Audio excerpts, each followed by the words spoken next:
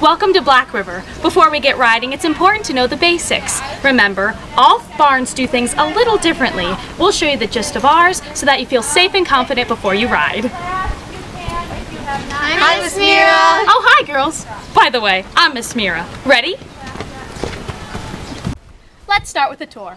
The first thing you'll see as you approach the barn is the show ring. This is where we have horse shows at the end of each session. And don't forget free riding. Once you reach the barn gate, you must have boots to enter. Make sure they are riding boots and not fashion or rain boots. This is the vaulting ring, where we practice vaulting, the sport of gymnastics on horseback. Whenever you're on the vaulting horse or on the barrels, you must always wear Tennis shoes. Bring them with you, but still wear your boots to the barn. You can change in the ring. This is the med room, where we keep horse medicine and other supplies. Only staff are allowed in here, so walk around and I'll meet you on the other side.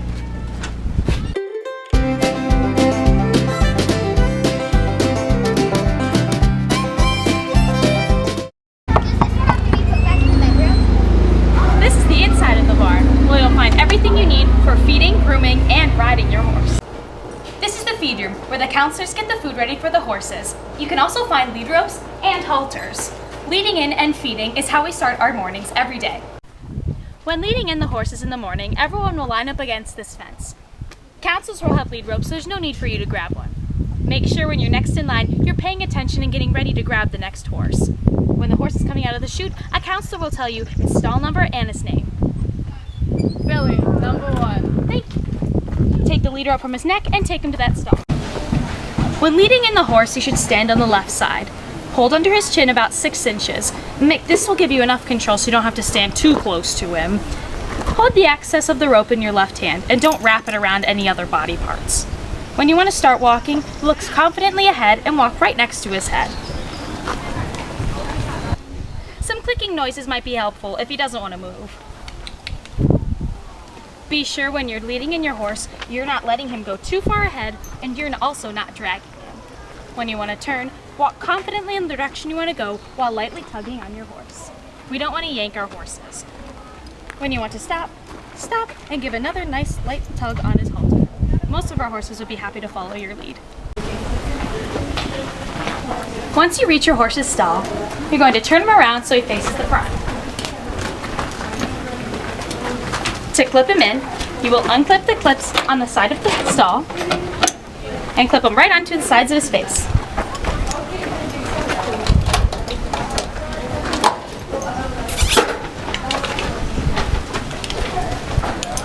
Then unclip the lead line and you're all set.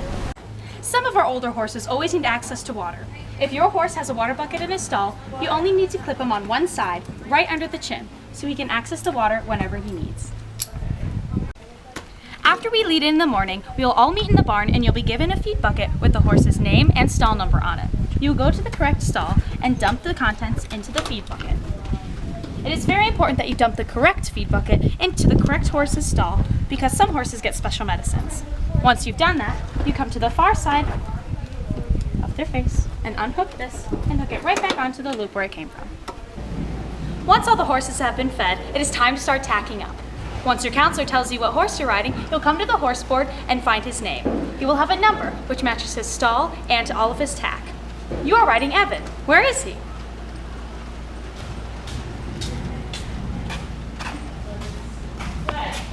Great! The bridles are found in the first tack room here. You'll go to the hook with your horse's stall number on it and take the bridle. You can put it on your right shoulder so your hands are really free. Then you can come to the bucket over here and grab a fly mask from the same room. Then you're going to get brushes. There's 3 different kinds. The first kind is a hard brush. Miss Mira, that's a soft brush because it's soft. And this one's a hard brush because it's hard. Thank you. You're welcome. Next you'll need a curry comb. Looks like this. Then you're going to come around to this side of the box. There'll be 2 different buckets where you're going to grab a hoof pick.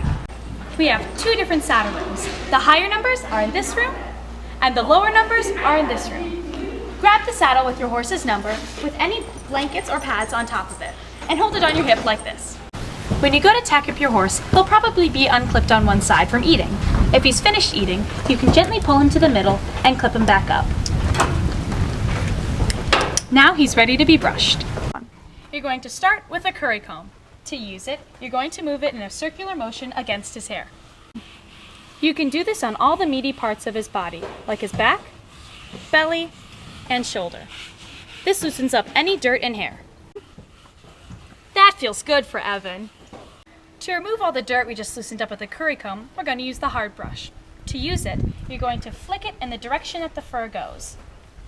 Do it in all of the areas that you just curry combed. Before riding, it is also important that you pick your horse's hooves. To pick his hooves, you're going to give him a nice pat on the shoulder to let him know that you're there. Then, you're going to run your hand down his leg, lean up against him, and pick up his hoof with your other hand. Firmly grip the top of his hoof so that you can support it once he lifts it. Once you have a good hold on it, use the pick to remove any dirt and pebbles. Make sure you flick it away from your face. Be gentle on the triangle area, in the middle of his hoof. This is called the frog, and it's very sensitive. Now you're ready to tack up your horse. You will always stand on the left side when tacking him up. When you get to your saddle, some of them will have 2 blankets, a pad, or a blanket and a pad. This saddle has a blanket and a pad. You will always start with the blanket. It'll be folded a couple of times, but this first fold right here will go right up by his withers, this part. Then you will lay it down on this half and gently fold it over to the other side. Make sure that this fold cuts right down the middle of his shoulder. Once it's on, you're going to slide it back just a little bit so that his hairs are going in the right direction and he's comfortable. You can ask a friend if your blanket's even. Hey, Miss Gracie, is my blanket even? A little more to the right. Perfect. Thanks. Next, you have the pad. The pad's going to go right on top of the blanket. You should also make sure that it's even as well. Once it's on, you're going to grab the blanket and the pad and create a little air pocket so that air can reach under his saddle and he won't get too sweaty. And now the saddle. First, you're going to take anything that's dangling and put it right on top of the seat. Then, you're going to lightly place it on top of his back. Next, you're going to walk around to the other side. Make sure you go under the chains, in front of your horse, and not under his neck or behind his butt. Then you're going to come over here, put your stirrups down, come to the girth, and unbuckle it, just like a belt. You're going to make sure it is not twisted and walk back to the other side. Grab it from under his stomach, and now you're ready for the western knot. To tie the knot, bring the latigo through the ring on the girth so it comes up toward you. Then, loop it through the top so it goes down in the back here. Now, you will make a number 4 with the latigo and go back up and under, making sure nothing is twisted. Then pull the rest through the loop you made with the 4. And that's how you tie the saddle knot. To tighten, just pull on the top layer and tighten the loop until it is snug against your horse. Our staff will always safety check your tack before you get on the horse as well. Now you're ready to bridle your horse. You'll come up to the halter here, unbuckle it, and move it to his neck. Then you're going to take the reins and put them over his head. Now you're ready to give him the bit. This is a snaffle bit. And you want it to bend so that the pointy part faces away from him, so it doesn't poke him in the mouth. Then you're going to reach around his head, grab the bridle, and gently ease the bit into his mouth. If he's not listening, you can stick your finger in the back like this and tickle his gums where there's no teeth.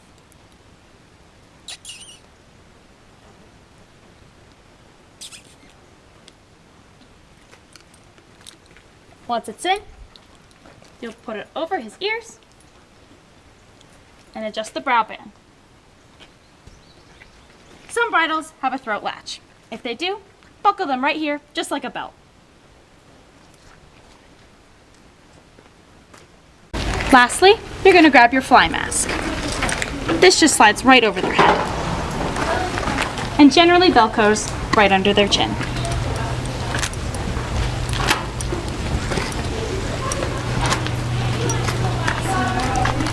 The fly mask helps to keep bugs out of the horse's eyes, and for some horses, helps them from getting sunburned.